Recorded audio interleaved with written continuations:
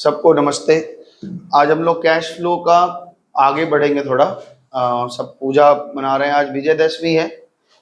सबको विजयदशमी की ढेर सारी शुभकामनाएं। लेकिन आपको जानकर आश्चर्य होगा कि विजयदशमी जो मनाया जाता है, इसमें कभी विस्तार से चर्चा करेंगे अगर मौका मिला। आज के दिन राम भगवान मारे थे ऐसा मानते हैं ना, लेकिन ये रामायण में इसका उल्टा मिलता है। रामायण में आज के दिन वो नहीं मारे थे, बहुत पहले मार दिए थे। ये आज की कहानी नहीं है, लेकिन लोग मनाते हैं ऐसे पागल जैसा, हम क्या बताएं। अपने धर्म ग्रंथों को जो नहीं पढ़ेगा वो ऐसे ही बेवकूफ बनता रहेगा। लाओ भाई एक शीट पकड़ाओ, आज भगवान रामचंद्र के नाम से शुरू करते हैं। लाओ शीट तो लिया ना, इधर 4-5 तो एक एक तो भाई पकड़ाओ, थोड़ा सा एक एक बेंच पे एक एक तो रख लोगे तो हो जाएगा। कोई तो मौसम के साथ थोड़ा उसके साथ देख लो, भी प्रिंट ले लेने। मेरे को दो भाई, एक को हमको भी दो पकड़ा। एक पीडीएफ है ना, किसी के पीडीएफ से देख लो ना थोड़ा, अभी पीडीएफ देख लो। एक मिल गया मेरे को, पेंसिल देना जरा सा। पेंसिल देना मेरे को जरा सा, एक पेंसिल देना। क्वेश्चन नंबर 1 से लेकर के ना क्वेश्चन नंबर 28 तक, क्वेश्चन नंबर 28 तक एक जैसे क्वेश्चन हैं, और उसके बाद फॉर्म चेंज होगा 1 से लेकर 28 तक। जो WB वाले बच्चे हैं, ठीक है ना, जो WB वाले बच्चे हैं उनके ऐसे ही पेपर आएगा 1 से लेकर 28 तक जैसा दिया है, कोई एडजस्टमेंट नहीं, कुछ नहीं, डायरेक्टली इजी सम्स। तो समझ लो कि आगे का 2 क्लास कर लिया तो WB वाले पास हो गए, ठीक है ना। और जो ICSE CBSE वाले हैं उनके तो पेंचा रहेगा बहुत कि ऐसे पढ़ो वैसे करो, ये क्यों वो क्यों। और बार बार बता रहे हैं, यहाँ ये शीट पुराना बुक का है, ठीक है ना, किसी पुराने बुक का है। तो हमने पढ़ना है इस शीट को पूरा, और एक जगह आपको थोड़ा सा बदलाव करेंगे, वो आखिरी में हम आपको समझा देंगे कि कहाँ बदलाव है।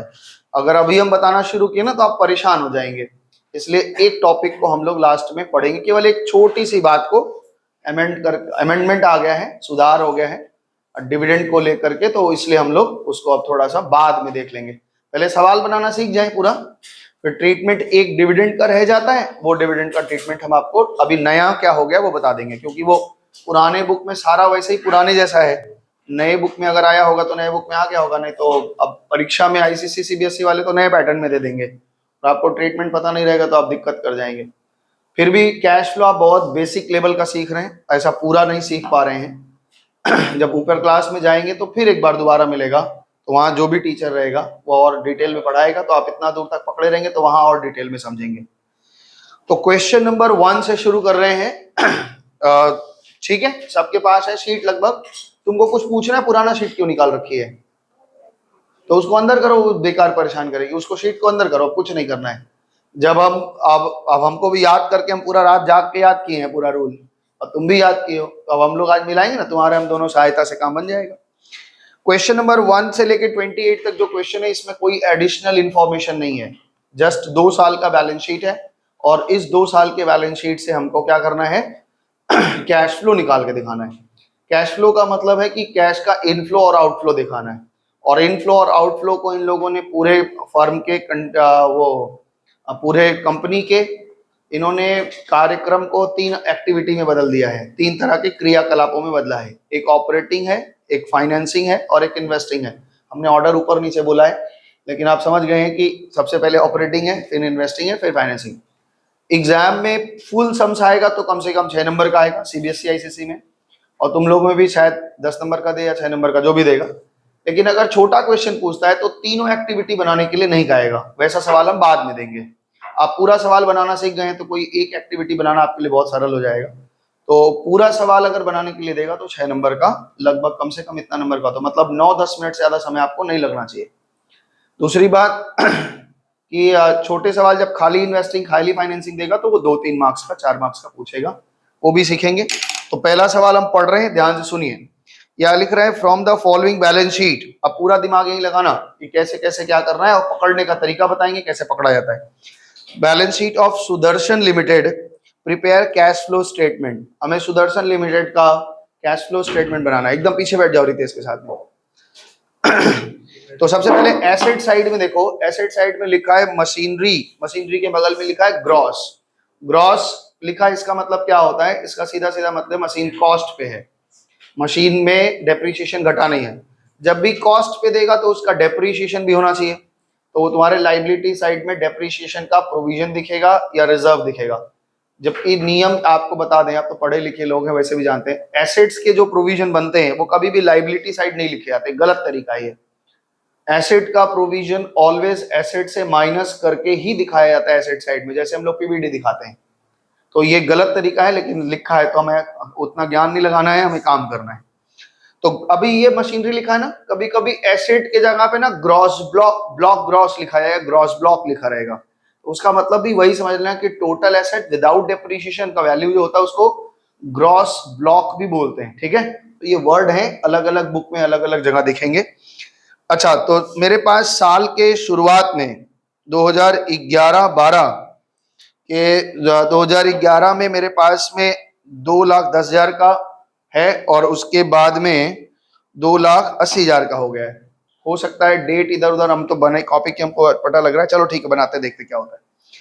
डेटर साल के शुरुआत में इतना था, साल के एंड में इतना हो गया, स्टॉक इतना था, डिस्काउंट डिवेंचर इशू का हमने जो discount on issue of debenture दिए हैं वो इतना इतना था, बैंक बैलेंस इतना इतना है, और इधर शेयर कैपिटल दिया है, डेप्रीशिएशन का रिजर्व दिया हुआ है, प्रॉफिट एंड लॉस दिया हुआ है, डिवेंचर दिया है, क्रेडिटर दिया हुआ है। ठीक है, तो ये आपका पूरा का पूरा हिसाब किताब है। आइए इसको बनाने का कोशिश करते हैं। तो सबसे पहले फॉर्मेट याद करने के लिए बोला था, फॉर्मेट आपको याद होना चाहिए, नहीं तो फॉर्मेट में दिक्कत होगी। चलिए, तो फॉर्मेट कोई बनाएगा नहीं, हम बताएंगे अभी, क्योंकि कॉपी में अलग अलग तरीके से बनेगा। तुम यहाँ पे गलत सलत चमक रहा है क्या? नहीं ना? हाँ, नीचे ही लिखेंगे भाई। आपके कॉपी में कैसे, जिनकी रूल वाली कॉपी, कोई फॉर्मेट बनाना नहीं, हम बना के दिखाते हैं कैसे बनेगा। ठीक है ना, क्योंकि आप गलत सलत बना देंगे फिर गड़बड़ा जाएंगे हमें ना। तो चलो थोड़ा सा यहाँ भी बना लेते हैं, क्योंकि हमें तो बड़ा बड़ा लिखना है ना।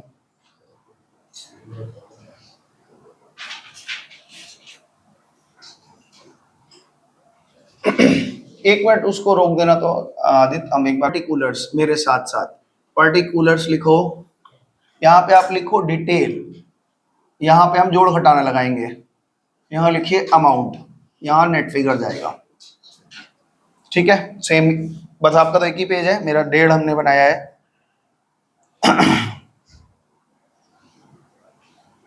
ध्यान से सुनना जो बोलेंगे, क्योंकि गलत सलत अगर बनाया ना, और वो लोग भी नहीं आई आज, नैन्सी लोग भी बोले आएंगे आएंगे, सब नाटक है खाली, सब दोस्त लास्ट में हमको दे देगा। लिखेंगे ए, लिखो cash flow from operating activities, और इसको ऐसे अंडरलाइन कर लेना, ये आपको पता चले कि ऑपरेटिंग यहां से शुरू हो रहा है। ऑन रखा है इसको, है ठीक है, चलो कोई बात नहीं, बच्चे देख लेंगे। Cash flow from operating activities, ठीक है। इसके बाद आप लिखेंगे, तुरंत नीचे लिखेंगे नेट प्रॉफिट, थोड़ा जूम कर लेना अगर छोटा लग रहा होगा तो, नेट प्रॉफिट बिफोर टैक्स, यानी पीबीटी बोल रहे हैं ना। यहां पे आप लिखेंगे नोट, इसके लिए हमारा एक नोट बनेगा, वो आपको नोट नंबर 1 देखना पड़ेगा, ऑलवेज नोट बनाना पड़ेगा। ठीक है, कोई लाइन नहीं छोड़ना जैसे बोल रहे हैं। इसके बाद लिखिए adjustments for non cash and non operating, पूरा लिखेंगे नॉन ऑपरेटिंग आइटम्स। ठीक है, थोड़ा साइलेंट कर लो भाई। Non cash and non operating item का एडजस्टमेंट यहां करेंगे। इसके बाद मैक्सिमम यहां पे बड़े सवाल में भी बार बार बता दे रहे हैं, फुल लेंथ का सवाल आएगा, 5 से 6 लाइन छोड़ेंगे, ज्यादा नहीं, 5 से 6 लाइन, खाली 5 से 6 लाइन छोड़ दीजिए। उसके बाद लिखिए ऑपरेटिंग प्रॉफिट। ये सवाल में इतना जरूरत नहीं लगेगा, लेकिन हम पूरा बड़े के लिए बता दिए, एक फॉर्मेट आपको अंदाज लग जाएगा बनाते बनाते कितना छोड़ना चाहिए। लिखिए operating profit before working capital changes, working capital changes. सवाल बनाते बनाते आपको आइडिया लग जाएगा कि कितना छोड़ना है कहां। वैसे मैक्सिमम यहां 5 छोड़ देते तो काम बन जाता है। ठीक है, आगे चलें। तो अभी इसके बाद में हमारा जब यहां पे क्या होता है, ऐड के लिए आप 3 लाइन छोड़ेंगे और लेस के लिए आप 3 लाइन छोड़ेंगे। मैक्सिमम, इससे ज्यादा नहीं छोड़ना है क्योंकि इतने से ज्यादा आपका आइटम देगा नहीं। मैक्सिमम बड़े सवाल में भी इससे ज्यादा नहीं पूछेगा। तो 3 3 6 लाइन यहां पे छोड़ दीजिए, ऐड और लेस। ठीक है ना, हुआ। इसके बाद लिखो कैश जेनरेटेड फ्रॉम ऑपरेशन। धंधे से हमने कितना कैश जनरेट किया, that is cash generated from operation. इसके नीचे तुरंत लिखो लेस टैक्स पेड। ठीक है, एक कोई लाइन नहीं छोड़ना, बस टैक्स पेड ये लिखते चलेंगे। जैसे जैसे फॉर्मेट बता रहे हैं वैसे खाली स्थानों की पूर्ति करेंगे। इसके बाद हम लोग फिल इन द ब्लैंक्स होगा, पहले ये बनाना ही पड़ेगा। इसको एक बार याद रहेगा, फटाफट फटाफट एकदम लिख लेना। ठीक है, यहां कंप्लीट होने के बाद में यहां पे लिखो नेट कैश, बस इतना छोड़ दो, नेट कैश लिख के छोड़ दो। अब यहां पे लिखो B, cash flow from investing activities. नहीं कोई जरूरत नहीं, छोड़ दो। अगर छोड़ने का मन है तो थोड़ा अच्छा लगेगा, साफ दिखेगा। इन्वेस्टिंग एक्टिविटीज, ये आप क्या हो गया, दूसरा नंबर बात। इन्वेस्टिंग एक्टिविटीज में आप मैक्सिमम 6 लाइन छोड़ेंगे, केवल 6 लाइन। 6 बहुत ज्यादा प्यार आए तो 7 छोड़ देना, बाकी दिक्कत नहीं है, उतना आइटम आएगा ही नहीं इसमें। तो 6 से 7 बहुत ज्यादा। ठीक है, अब उसी के नीचे आपका जगह बचा होगा, है ना। यहां पे लिखो C activities, cash flow from financing activities. इधर दिखा लेना आदित्य, फॉर्मेट बनाना सिखा रहे हैं। क्या जमाना आ गया है दोस्त। इसमें भी आप मैक्सिमम 6 हो जाएगा अपना काम, 6 छोड़ दीजिए। ठीक है ना, फिर लिखो नेट कैश। ठीक है ना, इतना दूर तक आप लिख लिए हैं, इतना दूर तक लिख लिए ना। मेरे ख्याल से आप जहां पहुंचे होंगे, अगर कॉपी आपकी ठीक ठीक साइज की होगी तो नीचे जो सादा वाला जगह है जहां पे आप लिखते हैं पीटीओ, वो भी यूज करना है, उसको छोड़ना नहीं है ना। तो उतना अभी नीचे 2 3 लाइन लिखने का जगह बचा होगा, है ना। तो वहां पे हम फाइनल लिखेंगे, बस बात खत्म हो गई। तो ये हमारा फॉर्मेट है, अच्छी तरीके से देख लीजिए और इसको हम लोग शुरू करेंगे। हाँ, तो शुरू किया जाए, बोलो सब लोग अगर खींच लिए हैं तो शुरू करो। ठीक है, गाना मेरी तरफ। हाँ, एक काम पहले आप समझ लीजिए बढ़िया तरीके से कि जब भी हम कैश फ्लो बनाएंगे तो हमारा अप्रोच जो होगा पकड़ने का, वो सबका अपना अलग अलग होता है। और मेरा थोड़ा अलग है क्योंकि हम जिससे पढ़े थे उसका अलग था, तो मेरा भी, हम जैसा पीछे से सीख के आते हैं उसमें थोड़ा बहुत बदलाव करके अपना बना लेते हैं, और क्या। तो मेरे जो गुरुजी ने सिखाया था वैसे ही हम सिखा दे रहे हैं। तो आप सीखिए अच्छे से। अगर इसके अलावा भी आपको लगे कि इस अप्रोच से बनाते जल्दी बनेगा तो आप भी खोजिए, बताइए, अगर हमको भी सिखा सके तो कुछ सिखाइए। क्वेश्चन ये है कि हम एसेट साइड पकड़े या लाइबिलिटी साइड पकड़े। तो मेरा मन है हम जिधर से भी पकड़ सकते हैं, एसेट भी पकड़ सकते हैं और लाइबिलिटी भी। मेरा इच्छा है हम जिधर से भी पकड़े, एसेट्स या लाइबिलिटी का जिधर से भी पकड़ सकते हैं। तो मेरा आदत है कि हम एसेट से पकड़ते हैं, आपका मन होगा तो लाइबिलिटी से पकड़ सकते हैं। सुनिए, अब ध्यान से सुनिए।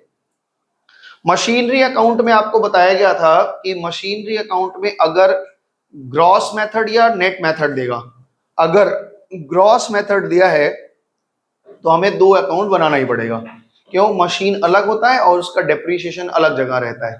तो इस तरह से हम पहले मशीन अकाउंट का एक चीज समझ ले। मशीन अकाउंट को लेके थोड़ा झंझट चलता है क्योंकि कैसे बनाए ये समझ में नहीं आता है। तो आप ध्यान रखिए कि अगर ग्रॉस मेथड दिया है, ग्रॉस मेथड का मतलब मशीन की वैल्यू दी है और डेप्रीशिएशन का वैल्यू अलग से दिया हुआ है, तो आपको 2 अकाउंट बनाना पड़ेगा। एक मशीन अकाउंट बनाना पड़ेगा और एक प्रोविजन फॉर डेप्रीशिएशन अकाउंट बनाना पड़ेगा। इस केस में वैसा ही है। तो आइए हम लोग पहले एक एक करके अब अकाउंट बनाना शुरू करते हैं। और यहाँ पे एक टी फॉर्मेट में हम मशीन अकाउंट बना रहे हैं। तो मशीन अकाउंट बनाया हमने। आप देखो मशीनरी, जिस जिस अकाउंट में हमें जरूरत पड़ेगा उस अकाउंट को हम बनाएंगे, और जिस जिसका अकाउंट का जरूरत नहीं पड़ेगा उसको हम नहीं बनाएंगे, उसको स्मार्टली अपने बुद्धि से कर लेंगे। प्रोविजन फॉर डेप्रीशिएशन, इसको बाद में बनाना, हड़बड़ाना नहीं, पहले समझो देखो क्या कर रहे हैं। मशीन का नेचर क्या होता है? डेबिट। तो इसका ओपनिंग बैलेंस बता रहे हैं कि साल के शुरुआत में हमारे पास हम 2 बाई नहीं लिख रहे हैं, आप लिखिएगा परीक्षा में अगर मन कहेगा। ओपनिंग बैलेंस हमारे पास लिखा है कि आपके पास साल के शुरुआत में 2,10,000 का मशीन था, ठीक है। और साल के एंड में बता रहे हैं कि सर 2,80,000 का बैलेंस हो गया है, क्लोजिंग बैलेंस आपके पास 2,80,000 का हो गया है, ओके। प्रोविजन अकाउंट में दिख रहा है कि साल के शुरुआत में ओपनिंग बैलेंस जो है, ओपनिंग बैलेंस प्रोविजन के अकाउंट में हमको दिख रहा है 60,000, और क्लोजिंग बैलेंस दिख रहा है 62,000। ओके, समझ में आया? इसमें कोई एडिशनल इंफॉर्मेशन नहीं है, तो हम अपनी बुद्धि अब इस लेजर को क्लोज करना चाहते हैं। ये बताओ, मेरे ख्याल से आपको पता भी होगा, 2,10 का मशीन था और अभी 2,80 का दिख रहा है, कैसे बढ़ा होगा 70? दो ऑप्शन है आपके पास बढ़ने का। पहला ऑप्शन है कि हमने खरीदा होगा, और दूसरा ऑप्शन ये होता है कि हम रीवैल्यूएशन किए होंगे। रीवैल्यूएशन से भी तो बढ़ सकता है ना, तो हम यहाँ रीवैल्यूएशन वाले पार्ट को अभी इग्नोर करते हैं। बेस्ट अजम्पशन आईसीआई क्या लेता है? आईसीआई लेता है कि अगर रीवैल्यूएशन नहीं बोला है तो आप रिवैल्यूएशन नहीं लेंगे, रिवैल्यूएशन बोल देगा तो रिवैल्यूएशन लेंगे। यहाँ पे 70,000 का हमको कमी दिख रहा है, यहाँ 70,000 की कमी है ना, तो 70,000 रुपया कहाँ से आया होगा? तो 70,000 रुपया हमारा बेस्ट अजम्पशन है कि हमने खरीदा होगा, और खरीदा होगा तो उसके लिए हम कैश दिए होंगे कि नहीं, बताओ? तो ये टैली कर गया, ठीक है, ये मिल गया। ऐसे ही आपको अजम्पशन लगा लगा के इसको बंद करना होगा। साल के शुरुआत में प्रोविजन 60,000 था, एंड में 62,000 आ गया, तो इसका मतलब हम ये मान सकते हैं कि पीएल अकाउंट से 2,000 रुपया हमने प्रोविजन इस साल चार्ज किया होगा, इसीलिए तो 62,000 हो गया। बोलो, बात समझ में आई? तो यहाँ पे दो बातें हो गई। एक बात तो ये हो गया कि हमने एक नया मशीनरी में ओपनिंग क्लोजिंग आपको कहीं नहीं लिखना है, ओपनिंग क्लोजिंग नहीं लिखा था, क्योंकि ओपनिंग बैलेंस और क्लोजिंग बैलेंस से कैश पे कोई इफेक्ट नहीं आता। हमने जो खरीदा है ये लिखा जाएगा। तो हमने 70,000 का मशीन खरीदा। अभिषेक बाबू बताइए, कहाँ कौन सी एक्टिविटी है? मशीन खरीदा है, इन्वेस्टिंग है ना? तो इन्वेस्टिंग एक्टिविटीज में आप जाएंगे और पहले लिखेंगे परचेज ऑफ मशीनरी। लिखो मेरे साथ साथ, एक सवाल बनाने के बाद आप यूज टू हो जाएंगे। परचेज ऑफ मशीनरी, हमने मशीन खरीदा, मशीनरी ERY, मशीनरी कितने का खरीदा भाई? 70,000। और आपको ये आइडिया ही है कि एसेट का बढ़ने का मतलब कैश का घटना, ठीक है। डिटेल कॉलम में 70,000 लिखे, समझ में आया? अच्छा, ये बताओ, डेप्रीशिएशन के लिए 2,000 रुपया हमने मांगा था, कहां से मांगा था? पीएल वालों से। लेकिन क्या हकीकत में ये कैश आइटम है? नहीं, लेकिन पीएल में चार्ज हो गया होगा, तो हम क्या करेंगे, यहां पे उसको ऐड बैक करेंगे। सिखाए थे पिछले दिन कि पीएल के जो भी आइटम नॉन कैश है, नॉन ऑपरेटिंग है, उनका एडजस्टमेंट यहां होगा। तो ये आप एक आदत बना के रखिए कि पीएल के आइटम यहां ठीक करते हैं, पीएल एप्रो का आइटम यहां ठीक करते हैं, करंट एसेट करंट लाइबिलिटी यहां ठीक करते हैं। बाकी सब समझ में आ गया? तो डेप्रीशिएशन के लिए हमने जो पैसा मांगा था उसको हम ऐड कर रहे हैं। आप लिखिए प्रोविजन फॉर डेप्रीशिएशन, हमने डेप्रीशिएशन के लिए 2,000 रुपया मांगा था और 2,000 रुपया यहां ऐड कर रहे हैं। क्यों ऐड कर रहे हैं? इसके लिए आप पिछले दिन का वीडियो देखेंगे, पूरा डिटेल में बताया गया था। पिछले दिन का वीडियो आप देखेंगे, और हमने पहले ही बता दिया था कि भाई देख के आना, नहीं तो फिर मेरा सर मत खाना कि क्यों ऐड कर रहे हैं, क्यों लेस कर रहे हैं। समझ में आया? बढ़े आगे। तो ये 2,000 रुपये हमने पीएल में चार्ज किया था, जो नॉन कैश आइटम था, इसलिए हमने इसको एड बैक कर लिया। काम खत्म हो गई डेप्रीशिएशन की। आइए आगे देखते हैं। डेटर्स, डेटर में कोई हमें अकाउंट बनाने की आवश्यकता नहीं है। डेटर्स साल के शुरुआत में 96,000 है, एंड में 83,000 है। कैलकुलेटर चला के मेरे को फिगर बताते हैं, ना 96 लिखना है ना 83 लिखना है। आप ये बताओ, साल के शुरुआत में 96,000 मेरे पास डेटर था और साल के एंड में 83,000 हो गया है ना? साल के शुरुआत में कितना था? 93, अच्छा 96 है, 96 से 83 होगा, तो घटा है कितना घटा है? 13,000 रुपया घट गया है। अगर 13,000 रुपया घटा है इसका मतलब डेटरों ने हमें हमारा पैसा दे दिया होगा। तो ये धंधे का डेटर तो हम धंधे का ही मानते हैं, तो ये क्या होगा? कैश में ऐड होना चाहिए। तो यहां पे हम लिखेंगे, यहाँ पे ऐसे लिखो ना, डिक्रीज इन डेटर या चेंज इन डेटर्स, ऐसे लिख सकते हो, या फिर जैसे लिखना है आपको डिक्रीज इन डेटर ऐसे भी लिख सकते हो, जैसे आपका मन है। चेंजेस या चेंज इन डेटर हमारे पास हम लिखते हैं जैसे आप, इसका कोई लैंग्वेज पे कोई इफेक्ट नहीं पड़ेगा। चेंज इन डेटर आपने कितना बताया? 13,000 रुपया, तो पॉजिटिव 13,000 बताया हो ना, 13,000 आया है ना। अगला आइटम है स्टॉक। साल के शुरुआत में मेरे पास स्टॉक 40,000 का था, 60,000 का था और अभी 40 हो गया, तो 20,000 ये भी घटा है। तो यहां पे लिखो चेंज इन स्टॉक, ये भी ऐड होगा। एसेट का घटना का मतलब होता है चेंज इन स्टॉक, इतने स्टॉक बिके होंगे, इसलिए हमारे पास में पैसा फंसा नहीं, निकल गया, खाली हो गया, तो 20,000 का यहां पे भी लिख लिया। ठीक है, ठीक है, आगे बढ़े। समझ पा रहे हो? एक एक चीज को पकड़ रहे हैं, उससे समझ रहे हैं कि कहां कहां उसका जगह है, ये आपको दिमाग में रखना है, काम चल रहा है। आगे सुनो, डिवेंचर इशू डिस्काउंट। जब हम डिवेंचर को डिस्काउंट देते हैं, डिवेंचर इशू करते हैं तो डिस्काउंट देते हैं, ये हम लोग पढ़ के आए हैं। उस डिस्काउंट को हम कहां राइट ऑफ करते हैं? पीएल में। लेकिन ये क्या है? नॉन कैश आइटम है। बताओ, नॉन कैश आइटम है डिवेंचर इशू का, और ये डिवेंचर इशू का खर्चा करते समय जो नुकसान होता है ये कहां का होता है? फाइनेंसिंग का, वहां लिखना चाहिए हमें। तो अभी हम लोग यहाँ पे क्या करेंगे? डिवेंचर इशू एक्सपेंसेस साल के शुरुआत में 3,000 था, मेरे पास टोटल डिवेंचर इशू एक्सपेंसेस के नाम पे 3,000 रुपए का नुकसान था, और वो अब 2,000 का हो रहा है। इसका मतलब 1,000 रुपए हमने राइट ऑफ किया। आपको पिछले दिन सिखाया था ना कि डिवेंचर इशू एक्सपेंसेस जो होता है, जैसे जैसे डिवेंचर रिडीम होता जाएगा वैसे वैसे राइट ऑफ करते जाते हैं। तो यहाँ 1,000 रुपए का राइट ऑफ हुआ है, तो राइट ऑफ पीएल में किए होंगे, इसलिए इसको भी हम एड बैक करते हैं। ध्यान से सुनना, ये सब चीजें अभी बहुत बार आएंगी, तो घबरा मत जाना कि हमको समझ नहीं आ रहा, बताएंगे। तो यहां पे लिखेंगे डिस्काउंट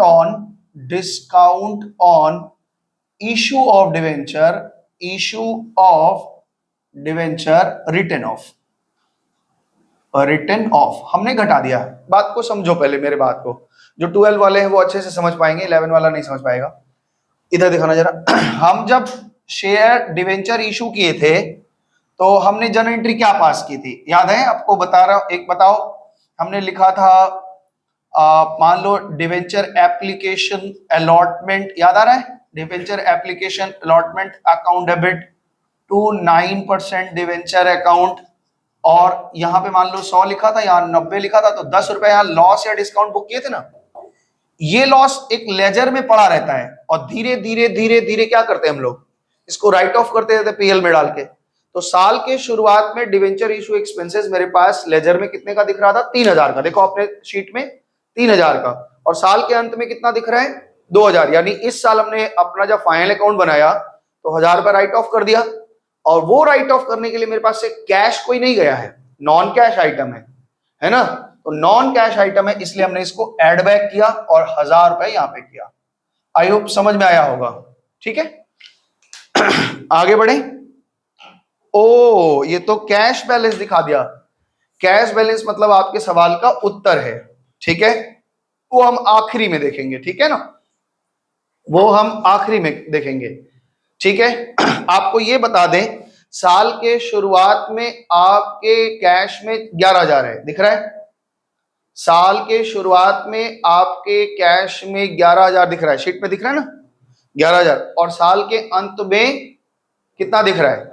15। यानी इस साल में पूरा कैश हम 4,000 का तीनों एक्टिविटी से जनरेट किए हैं, लास्ट में वही हमारा आंसर आएगा।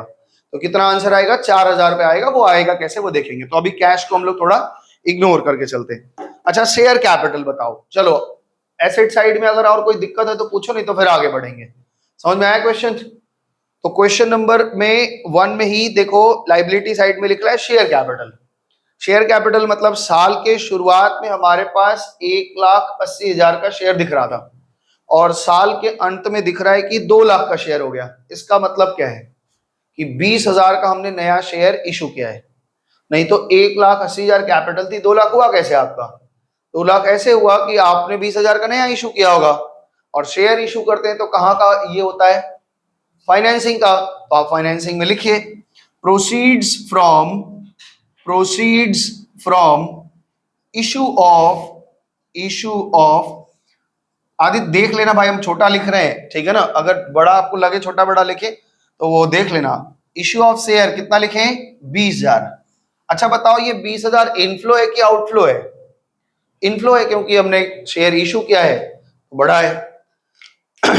डेप्रीशिएशन रिजर्व हमने का काम कर लिया है, कर लिया ना। और उसके पहले जब आपको रूल पढ़ा रहे थे तो आपको याद होगा हमने कहा, ये कॉपी कर लिया तुम लोगों ने अकाउंट, है ना, करना पड़ेगा, एक बार रोक लेना, कर ले जरा, क्योंकि मेरे पास जगह कम है। बनाएंगे ही बनाएंगे। पीएल एप्रो अकाउंट तो हमें बनाना ही बनाना है। तो पीएल एप्रो अकाउंट में हमने क्या बताया था, हमने बताया था भाई साहब, ये बताया था पीएल एप्रो में कि पीएल एप्रो में शेयर होल्डर के साथ जो भी लेना देना होगा वो वहां पे लिखेंगे। यहां पे पीएल अकाउंट आपके लिखा रहेगा, सम्स में पीएल अकाउंट लिखा रहेगा, आप पीएल एप्रो ही मानेंगे उसको। तो यहां पे क्या लिखा है, पीएल अकाउंट का ओपनिंग बैलेंस पॉजिटिव है, यानी प्रॉफिट हमारे ओपनिंग बैलेंस में, ओपनिंग बैलेंस यहाँ पे बैलेंस बीडी लिख लेना आपको जैसे ठीक लगे। ओपनिंग बैलेंस में साल के शुरुआत में पीएल अकाउंट में 45,000 रुपया था, और साल के एंड में हमारे पास, ये जरूर कंपलसरी है, इसको बनाना ही है, साल के एंड में 72,000 रुपए है, और इसको सबसे आखिरी में बंद करना, यही आपका नोट नंबर 1 है जो आपको सबसे आखिरी में बंद करना है, इसको लास्ट में एकदम बंद करेंगे, क्या हुआ नहीं हुआ, ठीक है। डिवेंचर बताओ भाई, डिवेंचर साल के शुरुआत में 60,000 था, तरुण बताएगा। तरुण, साल के शुरुआत में कंपनी के पास डिवेंचर 60,000 का था और साल के एंड में 45,000 का हो गया है, क्या मतलब है इसका, पहले मतलब निकालना सीखो, पढ़ना है। अच्छा 54,000 का हो गया भाई, 45 हम बोल रहे हैं, 54 उल्टा पढ़ दिए हम, ठीक है ना, बोलो। तो 60,000 से 54,000 हो गया, इसका क्या मतलब है, 6,000 का डिफरेंस है ना। 6,000 नया इशू किया है कि रिडीम किया है, रिडीम किया है, क्योंकि घट गया है मेरे ऊपर। साल डिवेंचर का मतलब लोन है, साल के शुरुआत में मेरे पास 60,000 का लोन था, साल के एंड में 54 कह रहे हो, 54 हो गया, इसका सीधा सीधा मतलब हम निकाल रहे हैं कि 6,000 का लोन हमने चुकाया है। तो क्या ये फाइनेंसिंग में जाता है, इन्वेस्टिंग में आता है, ऑपरेटिंग में आता है, कहाँ आता है, फाइनेंसिंग में। तो आओ भैया फाइनेंसिंग में लिखो रीपे या redemption of debenture, redemption of debenture, redemption of debenture, कितना रुपया डिवेंचर का रिडम्पशन किया हमने, 6,000, बोलो भाई। तो ये आउटफ्लो है इसलिए माइनस कर दिया, ओके। समझ में आया। इसके बाद है क्रेडिटर, ये बताओ क्रेडिटर मेरे पास साल के शुरुआत में 35 था और अभी क्रेडिटर 32 हो गया, क्रेडिटर कितना था, 35 था, 32 हो गया, इसका क्या मतलब है, 3,000 रुपए का क्रेडिटर हमने पे किया है। तो पे किया है तो पैसा गया है, तो यहां लिखो चेंज इन क्रेडिटर, क्रेडिटर के वैल्यू में कितना का चेंजेस आया, 3,000, हाँ भाई 3,000 रुपया माइनस किया, हो गया कंप्लीट। तो हमारा सब कुछ हो चुका है, अब सवाल में कुछ है नहीं, तो अब हम पीएल एप्रो को खत्म करते हैं, इधर दिखाना। पीएल एप्रो जो मेरा अकाउंट है इसको अब हम क्लोज करेंगे। ये बताओ साल के शुरुआत में 45 थी, साल के एंड में 72 हो गया, इसका मतलब बैलेंसिंग फिगर कितना आया, इधर आ रहा है, कितना आ रहा है, 27 बता रही है, सही बता रही है भाई, हमको सिद्दीका पे विश्वास कम होता है, 27,000 रुपया। तो क्या हम ये बोल सकते हैं यही मेरा P80 है, प्रॉफिट आफ्टर टैक्स है। अब अगर टैक्स का अमाउंट आपको नहीं पता है तो यही हमारा P80 है, और टैक्स नहीं पता है यही मतलब यही पीबीटी भी है। तो मेरे पास ध्यान से लिखना, इसको बनाने के बाद नेट P80 हमारे पास कितने का आया है, 27,000, और टैक्स हमने कुछ भरा नहीं है तो टैक्स निल है, इसलिए मेरे पास पीबीटी कितने का आ गया, प्रॉफिट बिफोर टैक्स भी 27,000 का आएगा। ये अकाउंट बना के, ये नोट बना के ही काम करना हमेशा, ठीक है।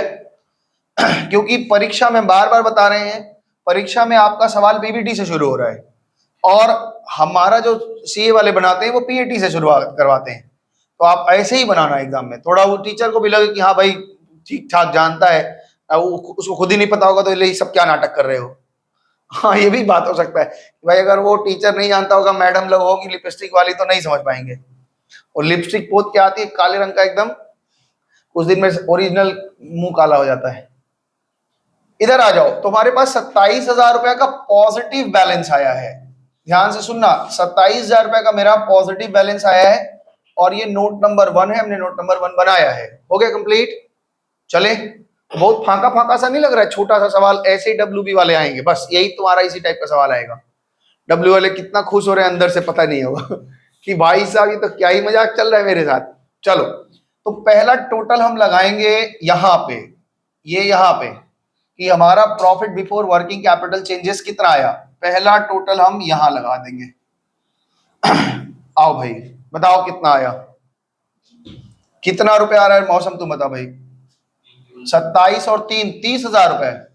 तो ये 30,000 रुपए आ गया।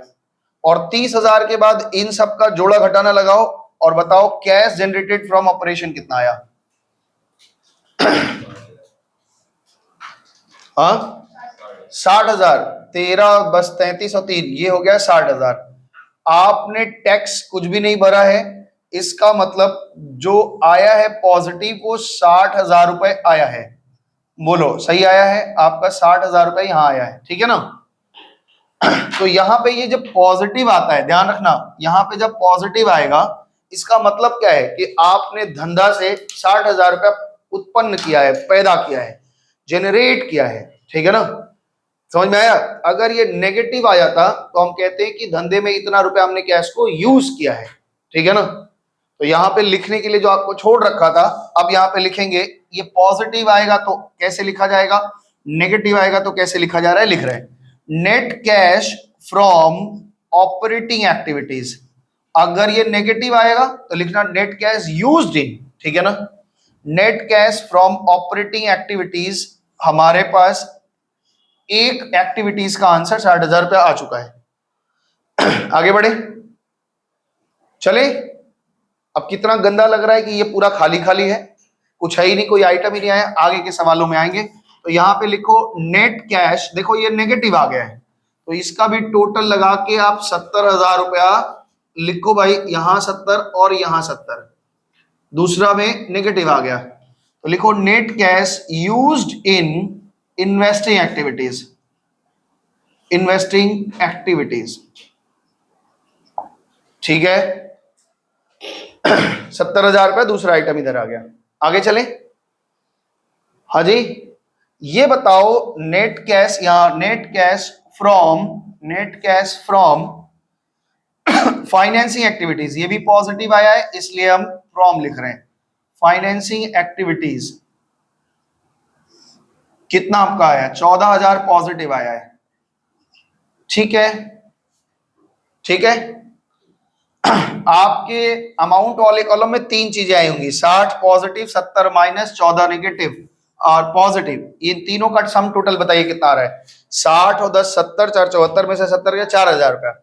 तो ये जो 4,000 रुपया आया, यहां पे आप लिखेंगे मेरे साथ नेट चेंज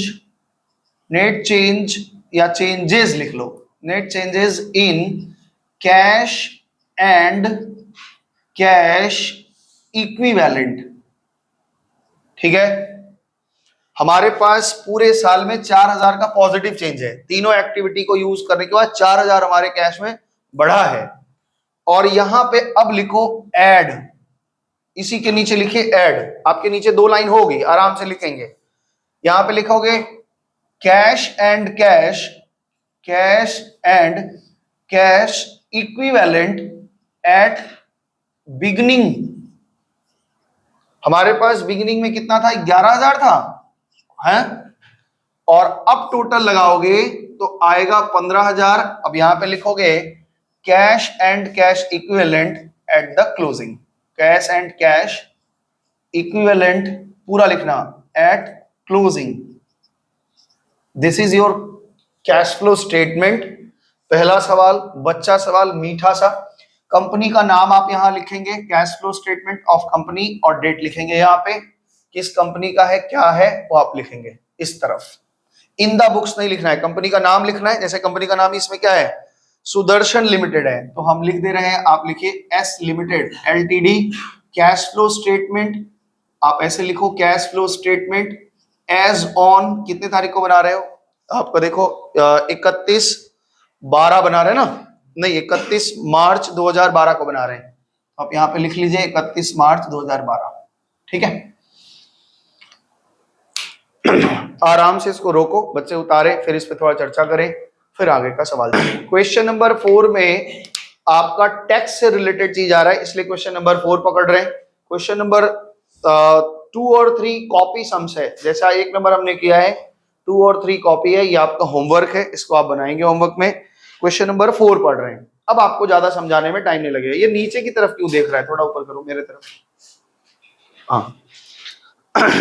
तो एसेट साइड से पकड़ रहे हैं, अभी ये देखो फिर से पकड़ रहे हैं एसेट साइड से। पहला आइटम लिखा है ना गुडविल, तो गुडविल में आपको जहां लेजर बनाने का जरूरत पड़ेगा वहां बनाना, जहां जरूरत नहीं है वहां जबरदस्ती लेजर बना के अपना ओवर कॉन्फिडेंस दिखाने की जरूरत नहीं, सर मेरे पास तो आता है, ऐसा करने की जरूरत नहीं है।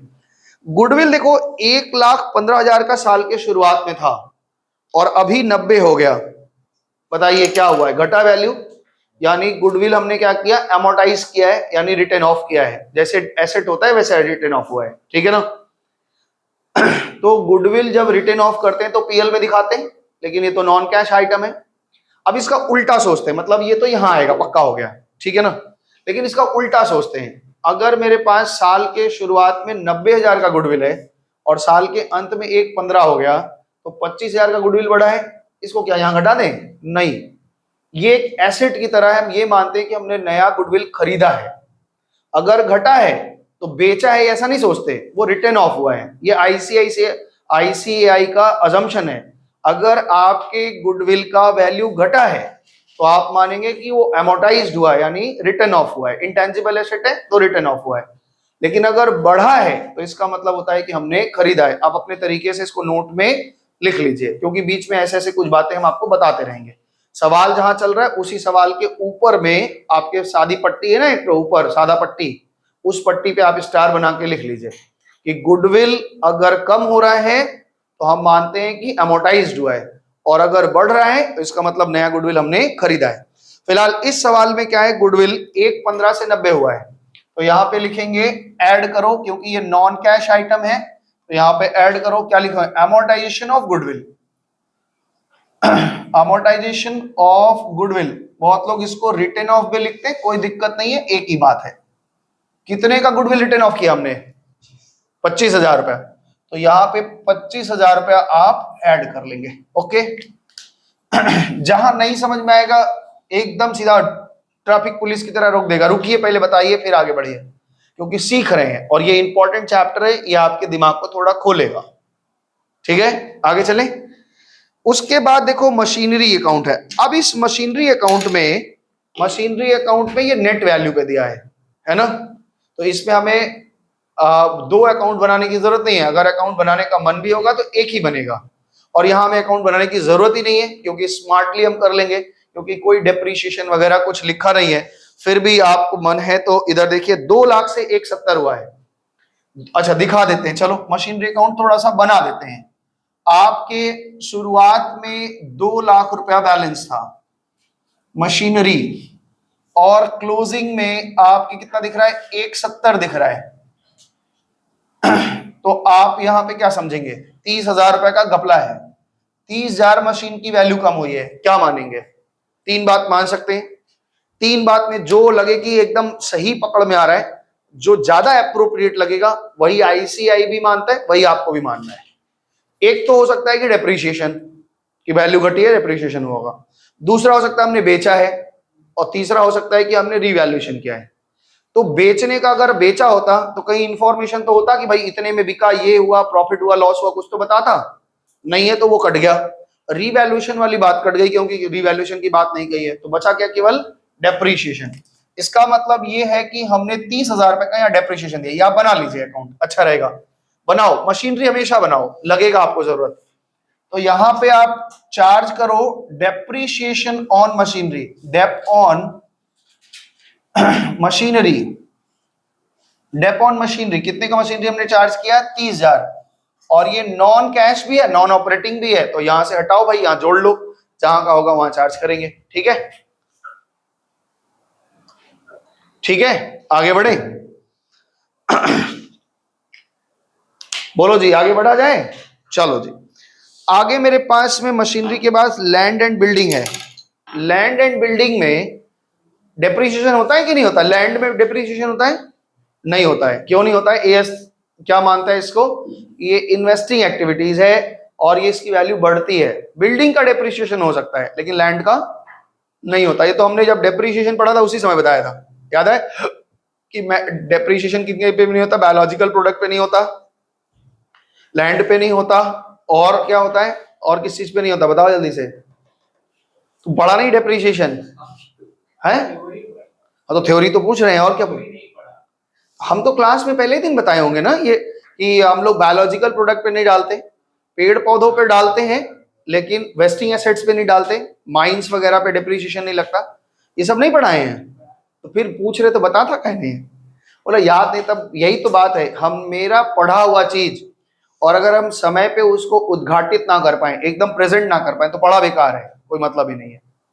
और उसमें बायोलॉजिकल प्रोडक्ट में एक के ऊपर डेप्रिसिएशन लगता है, बताया था। कुछ ऐसे पौधे जो जिनका लाइफ एक साल से ज्यादा है और वो फल देते हैं, है ना, जैसे आम का पेड़ का बगान है, सफेदा का पेड़ का बगान है, तो उस पर डेप्रिसिएशन लग जाएगा। गाय वाय पे डेप्रिसिएशन नहीं लगता, याद है? बताए ये सब चीज तो बताए, सब पढ़ी है वो लोग। बोले हाँ सर पढ़ाए थे। ऑयल रिग वो दिखाए थे, ऑयल रिग्स वगैरह सब बताए थे। डिसमेंटल करने का चार्जेस भी लगता है, ये सब याद आ रहा है कुछ कुछ? हाँ, बोले पिछले साल पढ़े थे। चलो, तो यहाँ पे मेरे पास लैंड बिल्डिंग का अकाउंट बनाने की आवश्यकता नहीं है, क्योंकि साफ साफ दिख रहा है 1,60,000 साल के शुरुआत में था और 2 लाख का हो गया, 40,000 बढ़ा है। इसका मतलब है कि 40,000 नया खरीदे होंगे या रीवैल्यूएशन होगा। तो रीवैल्यूएशन तो हम इग्नोर ही कर रहे हैं, खरीदना ज्यादा अप्रोप्रिएट लग रहा है, इसलिए यहाँ पे इन्वेस्टिंग में लिखो purchase of land, purchase of land and building. हमने लैंड एंड बिल्डिंग खरीदा, कितने का खरीदा? मौसम बताओ अच्छा। बेटा जी बताओ। 40,000। तो ये पॉजिटिव 40,000 या नेगेटिव? नेगेटिव, क्योंकि हमने खरीदा है। ये कॉमन सेंस का बात है कि खरीद रहे तो माइनस ही दिए होंगे, पैसा दिए होंगे। जमीन भी खरीदेंगे और पैसा भी पाएंगे, ऐसा होता तो कितना दुनिया होता, पूरा दुनिया खरीद लेते हैं। जितना खरीदते उतना पैसा पाते। अब कुछ लोग पॉजिटिव नेगेटिव में कंफ्यूज होता है। अच्छा, बिल रिसीवल बताओ भाई। बिल रिसीवल तो करंट एसेट है, यहां ठीक होगा। बिल रिसीवल कहां ठीक होगा? यहां ठीक होगा। बिल रिसीवल साल के शुरुआत में 20,000 था, अभी 30,000 हो गया। एसेट बढ़ा है, यानी मेरा पैसा अटक गया। अटक गया ना? तो मेरा पैसा अगर अटका है तो यहां लिखेंगे changes in bill रिसीवल। Changes in bill रिसीवल कितना का चेंज हो बच्चे? 10,000। तो 10,000 रुपया आप यहां पे नेगेटिव ले लो, मेरा पैसा अटक गया डेटरों के पास। आगे स्टॉक बता रहे हैं, बताओ भाई। स्टॉक 1,57,000 का था, ये दिख रहा है ना पूरा? 1,57,000 का स्टॉक था साल के शुरुआत में और 3,09,000 का हो गया। तो कितने का डिफरेंस आया भाई?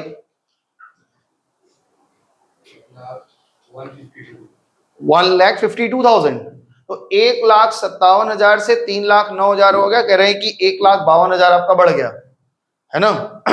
स्टॉक बढ़ा है तो इसका मतलब खरीद के लाए होंगे ना, पैसा तो गया होगा मेरे पास में, है? तो क्या लिखोगे बताओ भाई? यहां पे क्या लिखेंगे?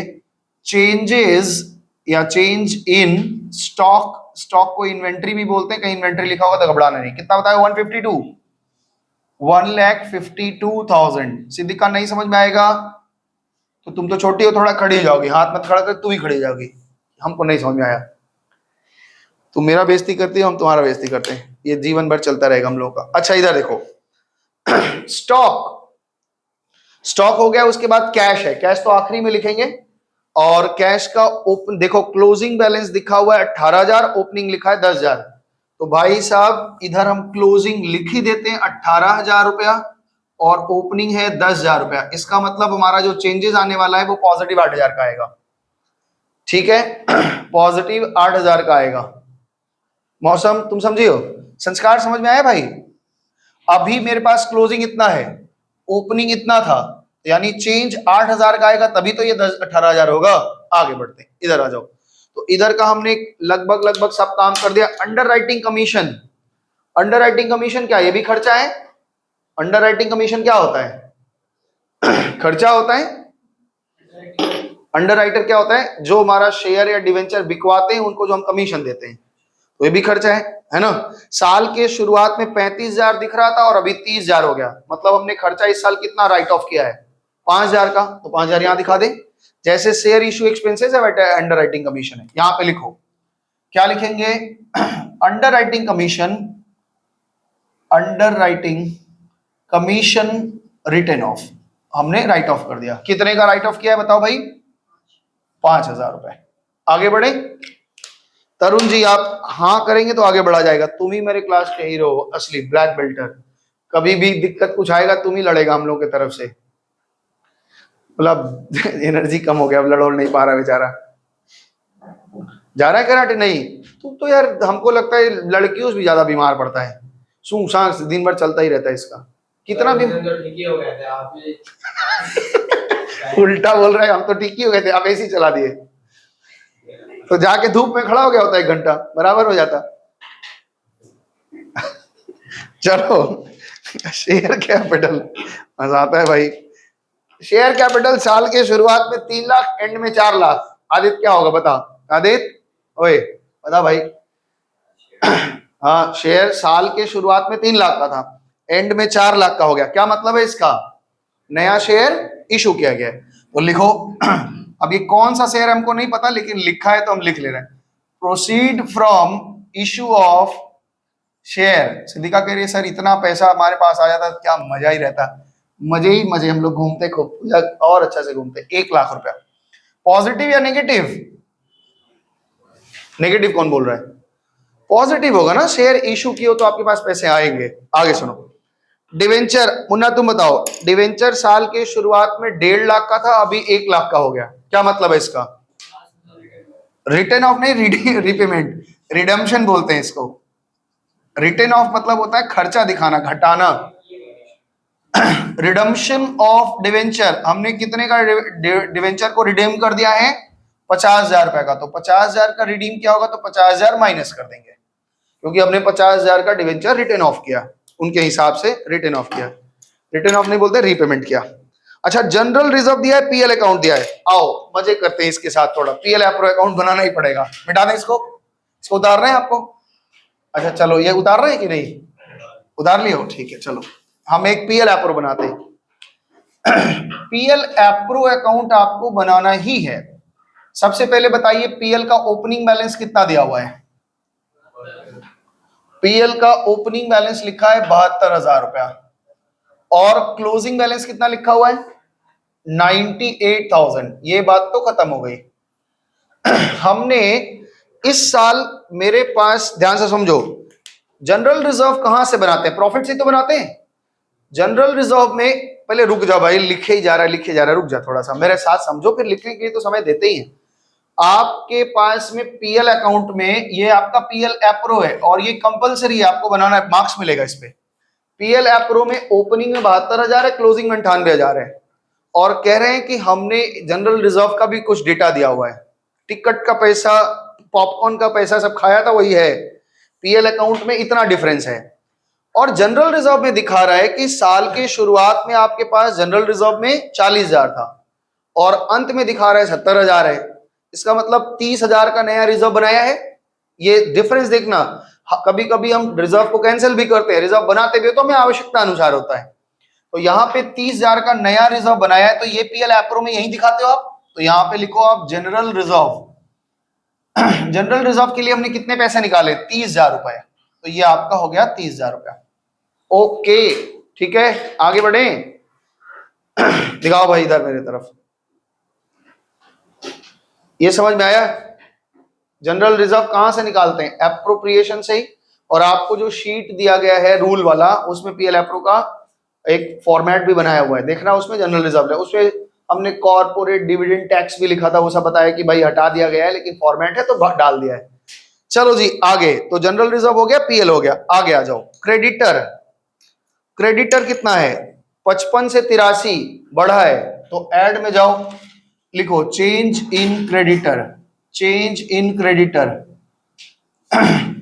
जिनसे माल खरीदना उनके पैसे अपने पास अटका लिए हमने। कितने पैसे अटकाए भाई बताओ, मौसम बोल बच्चा। 55 से 83, 83 माइनस 55 कितना होता है, हाँ 8, 28 तो 28,000 ये ऐड में आ गया। उसके बाद देखो क्रेडिटर के बाद देखा बिल्स पेबल, 20 से 16 हो गया है, तो आओ भाई लेस में लिखो change in bills payable, change in bills payable कितना, 20 से 16 हो गया ना, तो 4,000 रुपए घटा है, तो यहां 4,000 माइनस कर दो, ठीक है। अब देखो यहां पे दो चीजें आपको बनानी है, एक तो कह रहे हैं टैक्स। अब ध्यान से सुनो, हम बार बार बोल रहे हैं जैसे सवाल में आएगा वैसे ही चलेंगे हम लोग। आखिरी में हम आपको कॉन्सेप्ट थोड़ा बदलेंगे, एकदम आखिरी लास्ट क्लास में जहां पे जरूरत पड़ेगा वहां बदल देंगे। अच्छा एक चीज बताइए, हम टैक्स कब का जमा करते हैं, जैसे हम मान लो अभी कौन सा ईयर चल रहा है 2024 में, तो टैक्स कब का जमा करते हैं, 2024 का जमा करते हैं कि 23 का, 23 का धंधा अप्रैल में खत्म हुआ तो टैक्स जमा करते हैं।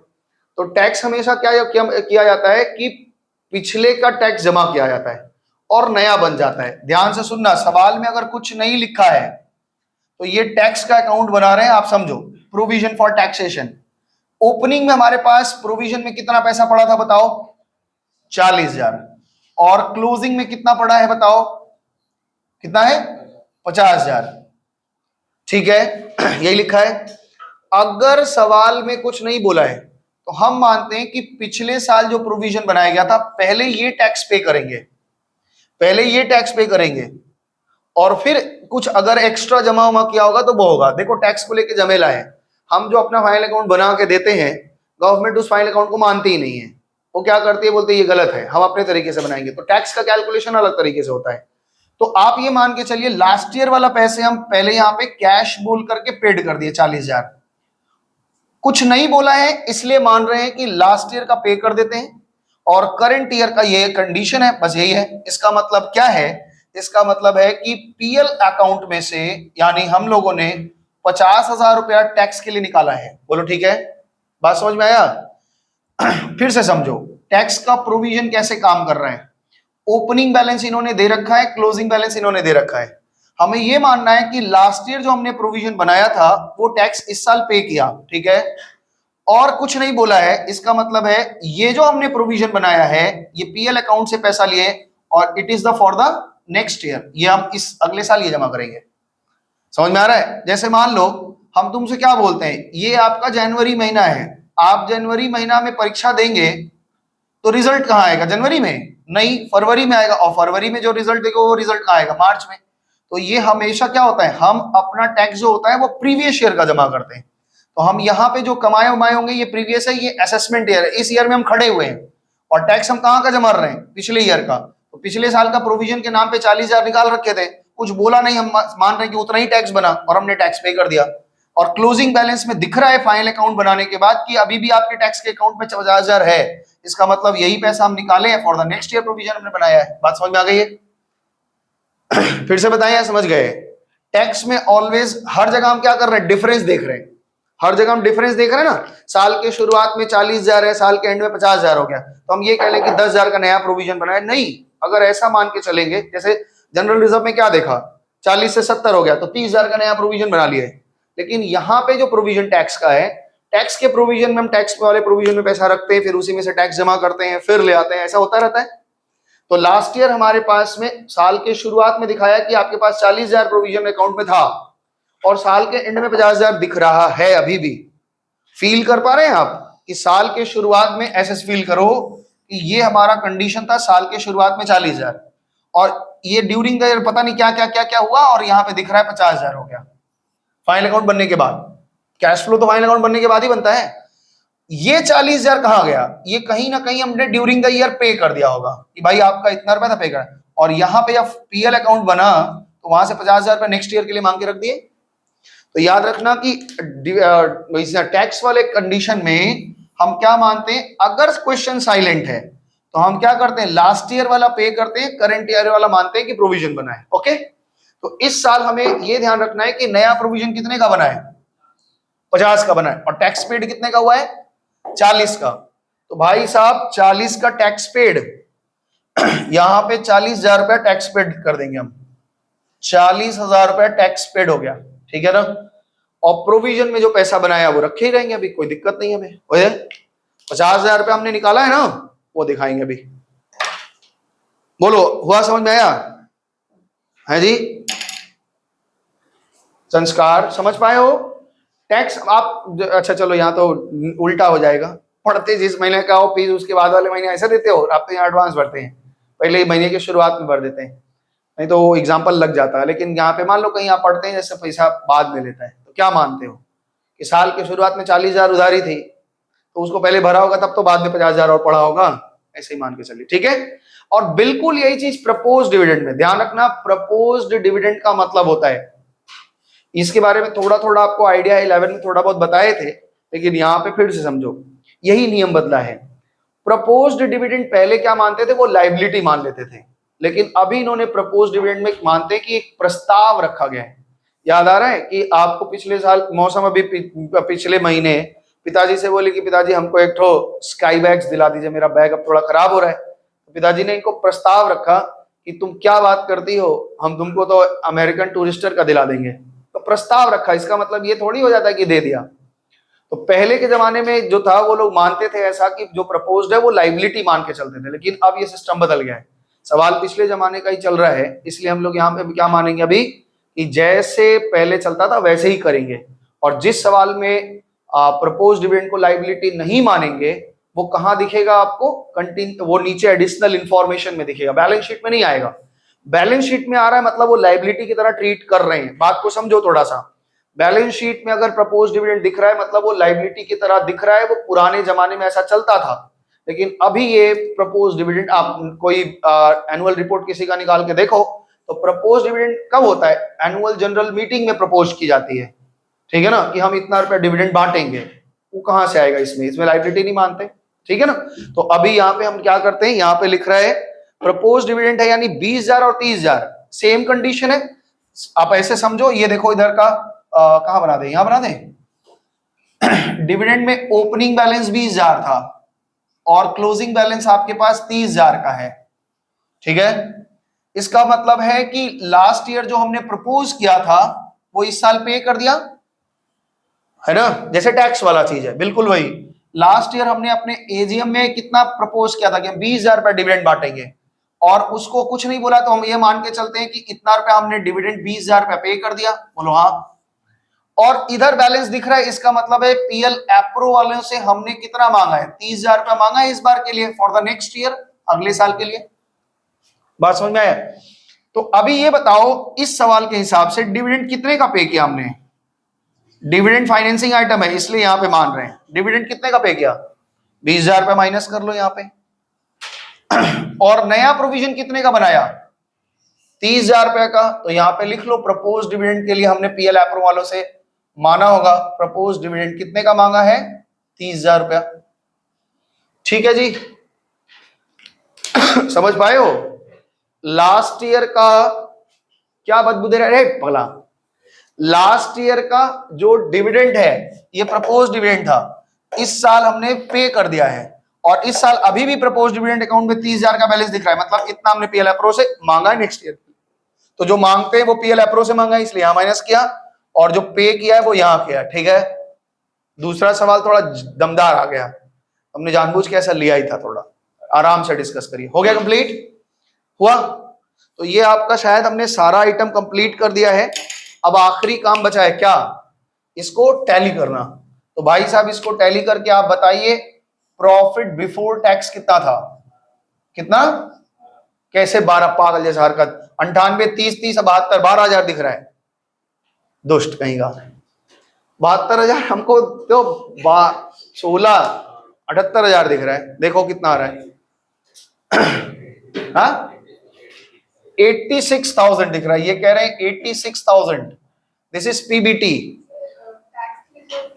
हाँ हाँ हाँ, रुको रुको रुको माता, हम कह रहे हैं नोट बनाते हैं ना हम लोग, यही तो सिखाना चाह रहे हैं वो लोग, यही तो हमारा पीबीटी कितना आया, हमारा पीबीटी आया 86,000। ओके, हमने टैक्स कितने के लिए, टैक्स का प्रोविजन कितने का बनाया है, 50,000 का, यानी हमारा पीएटी कितने का था, अरे सॉरी ये पीएटी होता है, ए भगवान, ये पीएटी होता है, ये पीएटी होता है और ये पीबीटी होता है। तो कितने का पीबीटी आ रहा है बताओ, 8 5 13, 1,36,000 हमको दिख रहा है। समझ में आया? ये टैक्स जो काटते हैं, ये जो टैक्स का पैसा है, ये तो पीएल में देते हैं ना, तो इसमें तो गुजर नहीं सकते, इसलिए उसको नीचे दिखाते हैं। ये पीएल एप्रो है, ये पीएल एप्रो के बाहर की चीज है, तो पहले पीएल, यहां से पीएटी आप निकाल लोगे, और पीएटी मतलब प्रॉफिट आफ्टर टैक्स, हमारा इतना प्रॉफिट हुआ था, इसी को तो हमने अप्रोप्रिएट किया था, और टैक्स इतने का भरा, इसलिए ये हमारा पीबीटी है। क्लियर हो जाए तो हाँ करना, यहां से ऑलवेज पीएटी निकालना।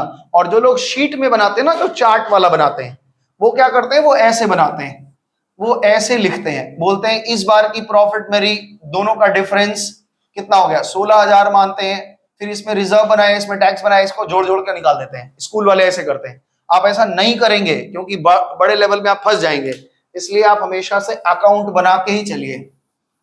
बात समझ पाए हो कि नहीं? अच्छा हम दिखा देते हैं, इसी चीज को हम स्कूल कैसे सिखाएगा वो भी दिखा देंगे। यहां पे क्लियर हुआ?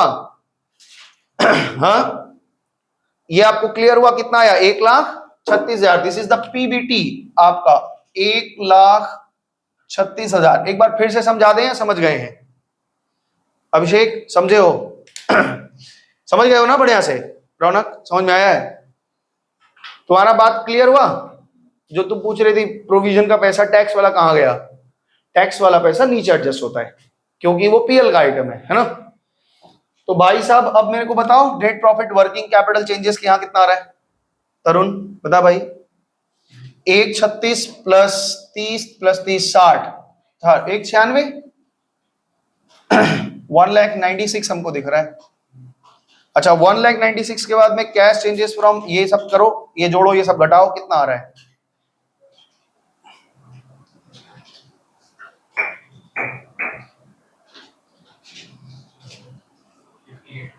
ये 58 आ रहा है, ये सब ये जोड़े ये घटाए ना, देख लेना भाई। और 58,000 में से 40,000 हमने ये भर दिया, तो पहला एक्टिविटी से 18,000 पॉजिटिव आ गया, तो net cash from operating activities 18,000 रुपए। आंसर मिला है आपका? ठीक है। फाइनेंसिंग इन्वेस्टिंग का बताओ। इन्वेस्टिंग में तो साफ साफ दिख रहा है कि 40,000 रुपया है और यूज्ड है, तो ये 40,000 रुपया माइनस में है। थर्ड एक्टिविटी में दिखाइए आप कितना आ रहा है, 1,00,000 में से 70 चला गया, 30,000 नेगेटिव है, 30,000 पॉजिटिव है, तो 30 8 48 माइनस 40 8 हो गया कंप्लीट। टैली कर गया? इसको एक बार और बताएंगे अभी हम आपको, जो दिमाग में फंसा बात, ये पीएटी है, प्रॉफिट आफ्टर टैक्स हमारा इतना होता है, टैक्स काटने के बाद जो पैसे बचते हैं उसको हम एप्रोप्रिएशन बनाते हैं। तो एप्रोप्रिएशन में टैक्स मत डाल देना, ये एप्रोप्रिएशन में टैक्स नहीं आता।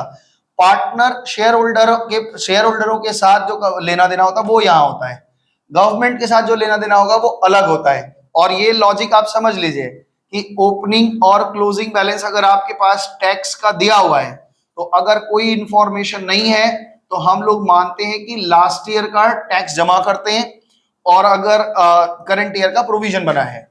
और ऐसा ही बात हमने प्रपोज डिविडेंड में भी लिखा है, प्रपोज डिविडेंड बोला रहेगा तो ऐसे करना। इसको और एक तरीके से, अच्छा चलो इसको खत्म करो, इसको फटाफट से उतारो, फिर हम टैक्स को थोड़ा और एक दो बात बताते हैं। मौसम को एक थप्पड़। मेरे पास कभी कभी क्या होगा, कभी कभी मेरे दिल में ख्याल आता है, प्रोविजन फॉर टैक्सेशन, ये आपका प्रोविजन है, और इसका ओपनिंग बैलेंस मान लो दिया हुआ है 40,000, हम सवाल को ही पकड़ रहे हैं वो वापस, और इसका क्लोजिंग बैलेंस दिया हुआ है, ओपनिंग बैलेंस दिया हुआ है 40,000 और क्लोजिंग बैलेंस दिया हुआ है 50,000, और सवाल के नीचे एडिशनल इंफॉर्मेशन में लिख रहा है कि tax paid during the year, या टैक्स पेड ₹60,000। क्या मतलब है इसका? इसका मतलब है ये 40,000 पूरा जमा हो गया और 20,000 हमने एडवांस टैक्स दे दिया, यही मतलब होता है। अच्छा, एडवांस टैक्स आप सुनते हैं, हमेशा सुने ही होंगे कि अभी जब मार्च वार्च आएगा ना, अभी अब तो टीवी में देखेंगे कि एडवांस टैक्स जमा करने की तारीख, अंतिम तारीख कितनी है। तो जो बड़े बड़े बिजनेसमैन, बड़े बड़े सुपरस्टार लोग होते हैं, उनको आइडिया लग जाता है कि भाई 10 महीना धंधा कर ही चुके हो, तो आइडिया लग जाता है कि इतना मेरा धंधा होगा और इतना टैक्स बनेगा, तो वो एडवांस टैक्स जमा करते हैं। तो एडवांस टैक्स जो जमा होता है वो फिर बाद में एडजस्ट होता है। तो गवर्नमेंट के साथ मेरा लेना देना उधार बाड़ी चलता रहता है, कभी हम ज्यादा दे देते हैं, कभी कम रहता है, बकाया हो जाता है, ऐसा चलता रहता है, कोई दिक्कत नहीं है उसमें। सवाल में लिखा है कि इस साल आपने टैक्स जमा किया है 60,000 रुपए का, तो कंडीशन क्या बन जाएगा बताओ जरा, बता। अरे क्या हम लिखे जा रहे थे, दो की जगह हम लिख रहे हैं 7। तो 60,000 का अगर हमने टैक्स जमा किया है, तो मेरे को प्रश्न है कि नया प्रोविजन कितने का बनेगा, या कितने का बनेगा। ये हम पीएल अकाउंट से मांगे होंगे, कितने रुपए का बोल रहे हो आप, 70 बोल रहे हैं शायद, 70,000 का। तो मेरा क्वेश्चन ये है कि कभी अगर तुमको ये दे दिया तो ये आपको निकालना पड़ेगा, और अगर ये दिया रहा तो ये निकालना पड़ेगा। समझ में आ गया। तो अकाउंट बनाने की आवश्यकता कब बनेगी, जब ये दोनों इंफॉर्मेशन, कोई इंफॉर्मेशन गिवन रहेगा, तब आपको जरूरत है। नहीं तुम क्या करते हैं, लास्ट ईयर वाला पे मानते हैं, करंट ईयर वाला प्रोविजन मानते हैं। समझ पा रहे बात को। इसी सवाल में अगर ये इंफॉर्मेशन ने गंदा ज्यादा कर दिया है, फिर से बना दे रहे हैं हमने गंदा ज्यादा कर दिया, क्या करें, दिमाग ही गंदा है। साल के शुरुआत में ओपनिंग बैलेंस 40,000, ठीक है। क्लोजिंग बैलेंस टैक्स के अकाउंट में दिखा रहा है कितना बताया, 50,000, और टैक्स पेड यानी कैश से हमने टैक्स पेड किया 60,000 रुपया दिया हुआ है। तो यहां एक बैलेंसिंग फिगर निकल रहा है, और यहां क्या आता है कि भाई पीएल अकाउंट से आपने कितना नया बनाया है, कितना आ जाएगा बताओ। अभी तो आपने बताया है कि 70,000 रुपया आ रहा है, 7/4 क्लियर हो गया। इसी चीज को उल्टा कर लेते हैं, मान लेते हैं कि आपको ये दिया हो कि ओपनिंग में आपके पास 40,000 था और नया प्रोविजन आपने 70,000 बनाया, तो प्रोविजन बनाया, प्रोविजन फॉर टैक्सेशन आपने क्रिएट किया है 70,000 से, तो बैलेंसिंग फिगर किधर आएगा, इधर, और ये क्या हो जाएगा, 60,000 रुपया आपने टैक्स पेड किया। मतलब ले दे के 4 लोग हैं आपस में गोटी खेल रहे हैं, ओपनिंग क्लोजिंग दिया ही रहेगा। अब इसके अलावा कोई भी एक चीज दिया तो दूसरा चीज निकल जाएगा, निकल जाएगा कि नहीं। अगर वो दे दिया कि कितना टैक्स भरा है, तो ये पता चल जाएगा पीएल वालों से कितना प्रोविजन बनाया है। अगर प्रोविजन दे दिया तो कितना भरा है ये पता चल जाएगा। तो सवाल में अगर कभी इंफॉर्मेशन इनके अलावा ये दोनों में से कोई एक इंफॉर्मेशन दे दे तो अकाउंट जरूर बनाना। और वैसे खाली ओपनिंग क्लोजिंग दिया है तो हमें टैक्स की अकाउंट बनाने की आवश्यकता नहीं है। बात समझ में आया, समझ में आया कि नहीं बात। तो ये हो गया आपका टैक्स। ऐसे ही प्रपोज डिविडेंड है। अब मान लो डिविडेंड में क्या कह रहा है, ओपनिंग में 20,000 है, क्लोजिंग में आपके पास 30,000 है। एग्जाम्पल देना भी आएगा ऐसा सवाल, अब परेशान मत हो, यही खत्म हो जा रहा है। और लिख दिया कि इस साल ड्यूरिंग द ईयर हमने 40,000 का क्या किया है, डिविडेंड पे किया है, सारा डिविडेंड पे किया है। तो इसका मतलब क्या हो रहा है, 40, 30, 70 में से 20 गया, यानी 50,000 का प्रोविजन पीएल एप्रो से मांगा होगा ना। हमने प्रोविजन कितने से मांगा होगा, पीएल एप्रो से कितना मांगा, 50,000 का मांगा है। तब पेड लिखेंगे यहाँ पे 20,000, 40,000 जो भी है, और प्रोविजन बनाएंगे कितने का, यहाँ पे जब पीएल एप्रो से मांगोगे, पीएल एप्रो के अकाउंट से, तो आप कितना मांगोगे, 50,000 रुपया। तो इसमें दो बात पता लगाना बहुत जरूरी है, टैक्स में और डिविडेंड में दो बात का पता लगाना बहुत जरूरी है कि हमने पे कितना किया है, हमने पे कितना किया और हमने क्रिएट कितना किया है। ये दोनों बात है। जो पे करना है वो तो आप पे करेंगे, और जो क्रिएट करना है वो पीएल से या पीएल एप्रो से मांगेंगे। इस बात को अपने खोपड़े में बैठा लीजिए थोड़ा देर के लिए। समझ में आ रहा है बात मेरा कि नहीं समझ में आया है, मौसम ठीक है, ठीक ठाक हम पढ़ा लेते हैं कि नहीं। चलो आगे एक सवाल अभी हम लोग और बनाएंगे, इसको आप कॉपी करेंगे, फॉर्मेट नेक्स्ट खींचिए, फिर आगे चर्चा चलेगी। इसको रोक लो थोड़ा। अच्छा, क्वेश्चन नंबर 7 शुरू करेंगे क्लास में, और ये आज का हमारा आखिरी सम्स है। जो भी लगे 15-20 मिनट, आधा घंटा जो भी लग जाए, तो ये हम लोग बनवाएंगे। और आप अपना शीट अभी यहाँ पे प्रिंट ले लेंगे, ठीक है ना। जो लोग आए कम से कम वो लोग तो प्रिंट ले ही लेंगे, और मौसम उन लोगों का भी एक बार ले लेना। अच्छा, ये भगवान किसका है, गंदा हो जा रहा है। इसमें ना कुछ एडिशनल इंफॉर्मेशन भी दिया रहता है। अब तक हम लोग जो 7-8 सवाल किए उसमें क्या हो रहा था, तो कि 2 बैलेंस शीट दे, बंद कर दो ठंड लग रही है तो, 2 बैलेंस शीट दिया रहता था। अभी कोई एडिशनल इंफॉर्मेशन हमारे पास नहीं रहता था। अब जो सवाल देंगे इसमें ये कुछ एडिशनल इंफॉर्मेशन भी देंगे, मतलब धीरे धीरे आपके जीवन में ट्विस्ट आना शुरू होगा। चलेगा बिल्कुल वही नियम, कोई दिक्कत नहीं है। तो आइए शुरू करते हैं। बिना अल्लाह के नाम से बता, शुरू करिए। तो भाई साहब ये देखो, कहाँ एसेट से पकड़े या लाइबिलिटी से? जैसे पकड़ते वैसे एक नियम बना लो, एसेट से पकड़ रहे। गुडविल साल के शुरुआत में 36,000 था, साल के एंड में 20,000 हो गया। अब ज्ञान नहीं देने वाले, हम फटाफट से लिखेंगे। अमोर्टाइजेशन ऑफ गुडविल लिखो। गुडविल में कुछ नहीं हुआ है। अमोर्टाइजेशन ऑफ गुडविल कितने का हुआ है बता भाई, फिगर बताओ। 16,000 रुपया। ये ऐड कर लिया क्योंकि ये नॉन कैश आइटम है। उसके बाद लैंड एंड बिल्डिंग है, लेकिन लेकिन लेकिन लेकिन लैंड एंड बिल्डिंग में एक एडजस्टमेंट दिया हुआ है, तो एक लैंड एंड बिल्डिंग अकाउंट बना लो। लैंड एंड बिल्डिंग, हम शॉर्टकट लिख रहे हैं, आप पूरा लिखेंगे। देख रहे हैं, लैंड एंड बिल्डिंग का ओपनिंग बैलेंस 40,000 है, तो यहां पे बैलेंस बीडी आपका 40,000 रुपए का है। बैलेंस बीडी आपके पास 40,000 है, और बैलेंस सीडी यानी क्लोजिंग बैलेंस दिया हुआ है। कितना दिया बच्चा? क्लोजिंग बैलेंस दे रहे हैं 60,000। और पीछे इंफॉर्मेशन है, आओ पीछे इंफॉर्मेशन पढ़ते हैं। एडिशनल इंफॉर्मेशन है, इसलिए अकाउंट जिसमें एडिशनल इंफॉर्मेशन रहेगा उसका अकाउंट बनाना जरूरी है। कह रहे हैं land and building purchase during the year 30,000 का, तो हमने कैश से 30,000 का नया खरीदा है, और कुछ नहीं बोला इन्होंने। और depreciation charge plant and machinery है, plant and machinery was during the year, छोड़ दो। तो लैंड एंड बिल्डिंग में बैलेंस करो, यहां क्या आ रहा है बताओ, कितना आ रहा है? 40, 30, 70, 10,000। 10,000 क्या मानोगे आप? डेप्रीशिएशन, क्योंकि कुछ नहीं है तो डेप्रीशिएशन मानते हैं। अब आप फटाफट से लिखो, आपने 30,000 का नया खरीदा है, ध्यान से, बक बक बक बक नहीं करो। 30,000 क्या हो गया? तो पीछे से डिस्टर्ब नहीं करो। 30,000 का हमने नया खरीदा है, दिस इज इन्वेस्टिंग। तो यहां लिखो purchase of land and machinery, purchase of land and machinery. हमने मशीनरी, लैंड एंड मशीनरी खरीदी है 30,000 रुपए का, दैट इज नेगेटिव माइनस। हमने डेप्रीशिएशन लगाया है, तो यहां पे लगाओ dep on land and building. Land and building के ऊपर में हम मानते हैं डेप्रीशिएशन 10,000 रुपए का, ये ऐड कर लिया। क्या होगा? ओ यह मशीन लिख दिया, लैंड एंड मशीन लिख दिया, लैंड एंड बिल्डिंग होगा। चलो भाई, इससे क्या होगा, कोई दिक्कत नहीं होगी। हो गया। उसके बाद एक आइटम इन्होंने लिखा है प्लांट, और प्लांट के बारे में भी इंफॉर्मेशन है, तो इसका भी अकाउंट आप बनाएंगे। प्लांट ओपनिंग बैलेंस बताओ भाई कितना है, जोर से बोलो। 80, ओपनिंग 80,000 और क्लोजिंग 1,00,000 क्लोजिंग। पीछे क्या लिखा है बताओ, और क्या क्या लिखा हुआ है इंफॉर्मेशन में? क्या लिखा है ध्यान से सुनो। प्लांट कॉस्टिंग पहले बोल रहा है कि डेप्रीशिएशन हमने इस साल टोटल चार्ज किया 16,000, तो ये आपका हो गया डेप्रीशिएशन 16,000। ओके ठीक है। इसमें एक और इंफॉर्मेशन है, ध्यान रखना।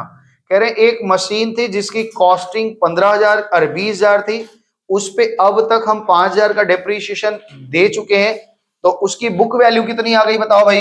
हमने कॉस्ट था हमारे पास 20,000 का, हमने इस पर अब तक डेप्रीशिएट दे चुका है 5,000 रुपए का। इसका मतलब जिस दिन बिका उस दिन मेरे उस मशीन की वैल्यू 15,000 थी, दैट इज बुक वैल्यू, और इसको हमने सेल किया कितने का? 12,000 का। इसका मतलब 3,000 रुपया मेरा लॉस। बोलो ठीक है, ये आप निकाल लेंगे कि कोई दिक्कत है? ये तो पढ़े, बचपन से पढ़ते आए हैं। क्या क्या इंफॉर्मेशन लिखना पड़ेगा सुनो। सबसे पहले तो बिका है, तो कैश लिखो 12,000। जो मेरा नुकसान हुआ है वो जाएगा पीएल अकाउंट में, और ये 3,000 रुपया। ठीक है, समझ में आया कि नहीं बोलो? ये तो बचपन से पढ़े हो भाई डेप्रीशिएशन अकाउंट में, कि आपके पास, अच्छा ये जो 5,000 है ना, ये पुराना, इस पे पुराना दिया, ये मत सोच लेना कि ये और डेप्रीशिएशन देना है। इस साल हमने डेप्रीशिएशन दिया है 16,000 रुपए का, उसमें सारी मशीन का है।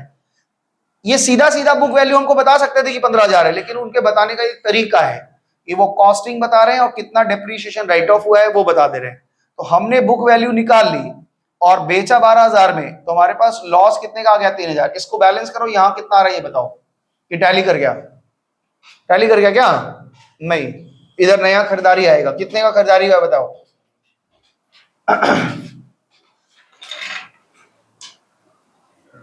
कितना आया? 51, यानी 51,000 रुपए की हमारी नई खरीदारी है। तो हमें लिखना क्या क्या है, एक एक चीज को सोचेंगे। ओपनिंग तो बैलेंस लिखते नहीं, क्लोजिंग हम लिखते नहीं, ठीक है। नया खरीदारी हुआ है तो लिखो परचेज ऑफ प्लांट, हमने एक नया खरीदारी किया है, परचेज ऑफ प्लांट। तुम बताए हो अभिषेक 51,000, अगर गलत होगा तो पिटाई तुम्हारा होगा। आगे चलते हैं। डेप्रीशिएशन हमने चार्ज किया है, तो डेप्रीशिएशन हम ऊपर देते हैं डेप ऑन प्लांट। प्लांट के ऊपर इस साल डेप्रीशिएशन ने 16,000 दिया है, और कैश में आया है, हमने बेचा है 12,000 का। तो यहां पे लिखो proceeds from sale of plant. Plant बिकना इन्वेस्टिंग है, इसलिए इसमें लिख रहे हैं 12,000 का हमने बेचा है, तो पॉजिटिव हो गया। हमारा जो लॉस हुआ है ये पीएल में चार्ज किए होंगे, लेकिन नॉन कैश है, इसलिए यहां पे लिखते हैं loss on sale of plant. Plant के सेल करने में 3,000 का लॉस है, और उसको हम वहां घटा चुके हैं। पीएल में भी दिखा होगा, इसलिए पीएल में जोड़ दिया। ये बात बहुत सारी चर्चा हुई थी, फिर से सुनो, एक एक करके हम पूरा लिखे, इस चीज को पहले बढ़िया से समझो। इधर दिखाना आदित्य, इधर दिखाना। Opening balance 80,000, closing balance 1,00,000। सवाल में लिखा है कि एक मशीन जिसकी कॉस्टिंग 20,000 की है, जिस पर अब तक हम 5,000 डिप्रिसिएशन एक्यूमुलेट कर चुके हैं, मतलब चार्ज कर चुके हैं। तो हमने यहां से वैल्यू निकाला, 20,000 की आपकी मशीन है, 5,000 आप डिप्रिसिएशन, तो जिस दिन बिकी उस दिन उसकी बुक वैल्यू कितनी थी, 15,000। उसको सवाल में लिखा ही है कि 12,000 में बेचा, तो 3,000 का लॉस हो गया। इन सारे डेटा को यहां पुट किया, हमने बेचा 12,000 रुपया, लॉस हुआ 3,000, और ये गोल किया इसलिए क्योंकि ये बैलेंसिंग फिगर से आया है। ये आप यहां पे हम ब्लू पेन से लिख दे रहे हैं कि बैलेंसिंग फिगर से आया, नहीं तो आप पूछेंगे 51,000 कहां से आ गया। तो 51,000 डेबिट साइड में आया, और डेबिट साइड में आने का मतलब हमने नया खरीदा है, तो ये तो बैलेंस कर गया। डेप्रीशिएशन है जो बेचा है, और ये पीएल में गया लॉस। अब एक ट्रीटमेंट सुनो, डेप्रीशिएशन पीएल का आइटम है, पीएल में चार्ज कर दिए होंगे, नॉन कैश आइटम है, इसलिए वहां जोड़ा। कैश हमने बेचा है 12,000, अपने यहां दिखाया इन्वेस्टिंग में।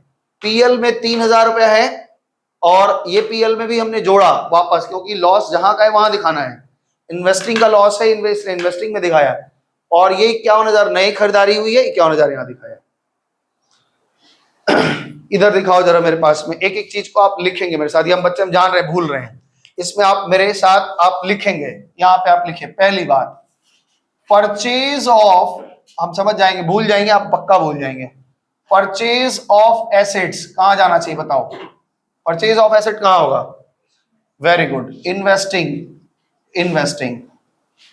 दूसरा बताओ, सेल ऑफ एसेट कहां जाना चाहिए, सेल ऑफ एसेट कहां जाना चाहिए, सेल ऑफ एसेट्स, मौसम कहां जाएगा ये, इन्वेस्टिंग में, वेरी गुड। अच्छा, डेप्रीशिएशन कहां होता है, डेप्रीशिएशन कहां ले जाते हैं, एडजस्टमेंट में उसको ऐड करते हैं, एडजस्टमेंट्स में क्या करते हैं, ऐड करते हैं। तीसरा, चौथा आइटम है लॉस। लॉस होता है तो क्या करते हैं, इसको भी एडजस्टमेंट्स में ऐड करते हैं। पांचवा, गेन अगर हो जाए तो क्या करते हैं, एडजस्टमेंट्स में क्या करते हैं रितेश, लेस करते हैं। ये आपको याद रहेगा, यही 5 ट्रीटमेंट है, और इसी चीज को अलग अलग अकाउंट से इंफॉर्मेशन मिला, हमने जहां जहां जो जो चीज थी वहां बैठाया है। अब आपके दिमाग में कहीं कोई दिक्कत है तो पूछे, नहीं तो फिर हम आगे बढ़ेंगे। यही इस सवाल का होल एंड सोल कॉन्सेप्ट था इस सवाल में। बाकी सब चीजें आपको आती हैं, फटाफट से आप कर लेंगे। बोलो आगे बढ़े। तो गुडविल, लैंड एंड बिल्डिंग हो गया, प्लांट हो गया। अब बताओ डेटर, डेटर 1,20 से 1,55 हुआ है, बढ़ा या घटा, बढ़ा, तो कैश पे क्या इफेक्ट पड़ेगा, घटा, क्योंकि उनका मतलब मेरा पैसा डेटरों के पास अटक गया होगा। तो आइए यहां लिखो चेंज इन डेटर्स, बताओ कितने का हुआ है, चेंज इन डेटर्स कितना, 35,000 नेगेटिव। आगे बढ़े, डेटर्स के बाद है कैश। भैया कैश का ओपनिंग क्लोजिंग ये बता रहे हैं, तो बिना देर के आप बैठा लो। कैश का क्लोजिंग बता रहे हैं 9,000 रुपया, इधर दिखाना। कैश का क्लोजिंग ये बता रहे हैं 9,000, ओपनिंग बता रहे हैं 12,500, तो इसका मतलब जो चेंज आने वाला है वो नेगेटिव आने वाला है। कितना? 3,500। मतलब हम 3,500 रुपया नेगेटिव आएंगे। ठीक है, आगे कैश बैलेंस हो गया। कैश के बाद क्या है भाई? कैश के बाद है बैंक। ओहो सॉरी सॉरी सॉरी, कैश और बैंक दोनों जोड़ के बताओ फिगर। सॉरी हमने बैंक देखा नहीं। कैश और बैंक का टोटल क्लोजिंग कितना हो रहा है? कैश में क्लोजिंग है 9,000 और बैंक में क्लोजिंग है 12,000। 12 9 21,000। तो यानी क्लोजिंग आपका लिखो 21,000। इसमें बार बार बोल रहे हैं कि कैश एंड कैश इक्विवेलेंट दोनों लिखते हैं। अगर मार्केटेबल सिक्योरिटी होता तो उसको भी लिखते हैं। ओपनिंग बताओ कितना आ रहा है? 4,000 इधर है और 12 इधर है, तो 16,500। तो भाई 16,500 तो पॉजिटिव आ गया। 4,500 4,500 आपका पॉजिटिव आना चाहिए। ठीक है, उसके बाद एक आइटम है स्टॉक। स्टॉक साल के शुरुआत में 5,000 था, एंड में 2,000 है, 3,000 है। तो चेंज इन स्टॉक लिख लो कितने का आ रहा है? चेंज इन स्टॉक पॉजिटिव है ना, 2,000 रुपया पॉजिटिव। साल के शुरुआत में 5 था और अभी 3 हो गया, तो 2,000 रुपया कैश बढ़ा होगा, है ना। चले आगे। एसेट साइड हमने कंप्लीट कर लिया है और पूरा हो गया एसेट टाइप। लाइबिलिटी पकड़ते हैं। आओ भाई लाइबिलिटी, रौनक बताना। इक्विटी शेयर कैपिटल 1 लाख से 1.5 लाख, 1.5 लाख से 2 लाख हुआ है, तो क्या लिखेंगे? Proceeds from issue of equity share कितने का? 50,000। बोलो मौसम, 50,000। नेक्स्ट क्या है? प्रेफ शेयर में देखो क्या लिख रहे हैं, 75 से 50 हो गया है। क्या मतलब है? Redemption of pref share. हमने प्रेफ शेयर को रिडम्पशन किया है, यानी लौटाया है। रिडम्पशन ऑफ प्रेफ शेयर कितना लौटाया है? 25,000 ना भाई। 75 था, 50 हो गया, तो 25 लौटाया ना। आगे जनरल रिजर्व, भाई पीएल अप्रूव बनाना पड़ेगा। कहाँ बनाए? यहाँ दिख रहा है, अच्छे से दिख रहा है, बनाए। तो यहाँ पे पीएल अप्रूव बनाओ। पीएल अप्रूव में जनरल रिजर्व के लिए आपने पैसा लिया है। जनरल रिजर्व कितना लिया? जनरल रिजर्व के लिए बताओ भाई। जनरल रिजर्व था आपके पास में 20 से 35 हुआ है, यानी 15,000 आपने जनरल रिजर्व में नया क्रिएट किया है। ठीक है, ये आपका पीएल अप्रूव है। आगे सुनो, पीएल अकाउंट का ओपनिंग क्लोजिंग दिया है। पीएल का ओपनिंग बैलेंस 15,000 दिया हुआ है और क्लोजिंग बैलेंस यहां 24,000 दिया हुआ है।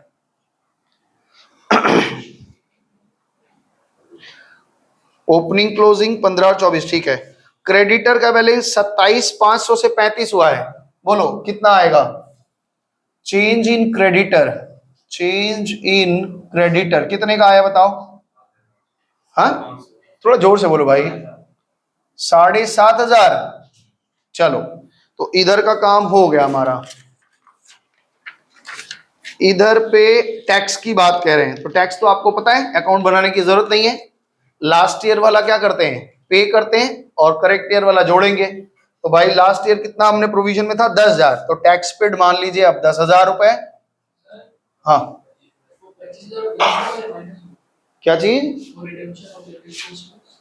ये माइनस है, पेमेंट किया हो ना। चलो ठीक है।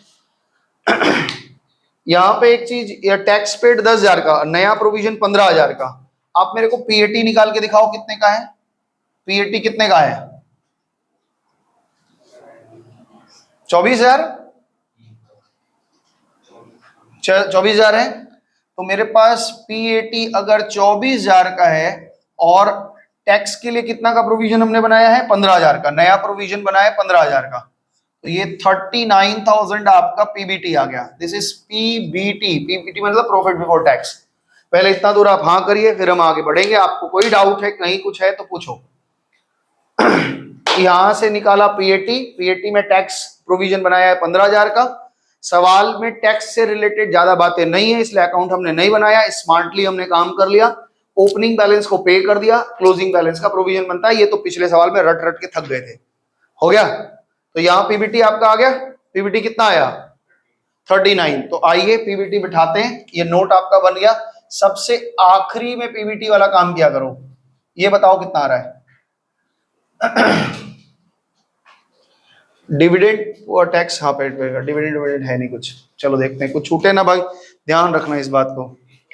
हाँ कितना आ रहा है, ये कितना आया वर्किंग कैपिटल बिफोर वर्किंग 84,000 से ये जोड़ के इसको घटाओ कितना आ रहा है, और कैश जनरेटेड फ्रॉम ऑपरेशन कितना आ रहा है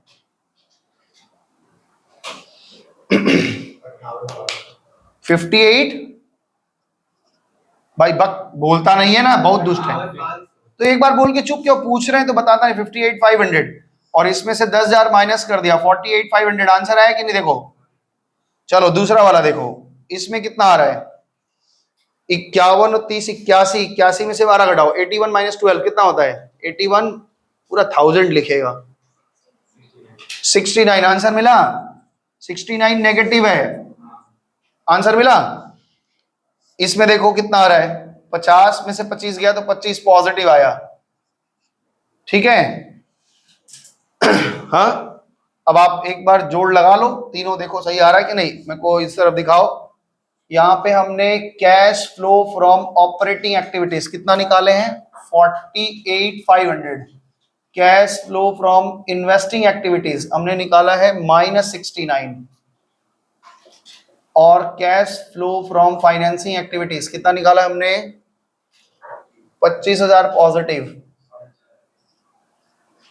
और इसका टोटल आपका 4,500 आ रहा है। तो टैली कर गया। लो भाई कैश फ्लो, बहुत दिन से रो रहा था cash flow cash flow cash flow, कितना झंझट है ना। और ये आपको झंझट सारा दूर होगा केवल एक तरीके से, अभ्यास, खूब अभ्यास करना है। तो होमवर्क में आपको दें थोड़ा सा कुछ मजेदार चीजें, एक मिनट रुको।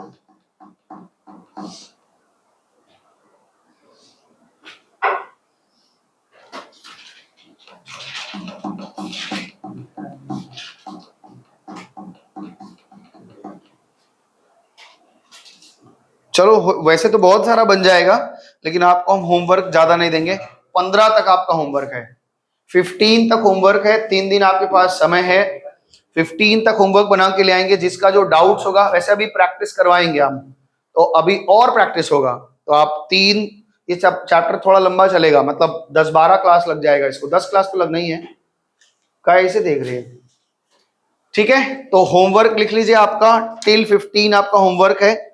जो तेज बच्चे हैं वो तो बना ही लेंगे, लेकिन हाँ बोलो क्या दिक्कत है, काहे कब से मुस्कुरा रही है, कुछ बात है तो बोलो। ये तुम्हारा है शीट, किस लो पकड़ो पेंसिल लो। तो आज 15 तक हमने होमवर्क बनाया है, और इसको आप घर में ट्राई करेंगे, और बनेगा तो अच्छी बात है, जो नहीं बनेगा लेकिन ट्राई करना, ट्राई करो। क्लास में भी हम कराएंगे, 15 तक होमवर्क दे दिए, बन भी जाएगा तो भी हम 3-4 सवाल करवाएंगे। हमको पता है सबका नहीं बनेगा, लेकिन बनवाएंगे। तो तब तक के लिए आप रखिए इसको दिमाग में और बनाइए। सबको नमस्ते, टाटा, बाय बाय।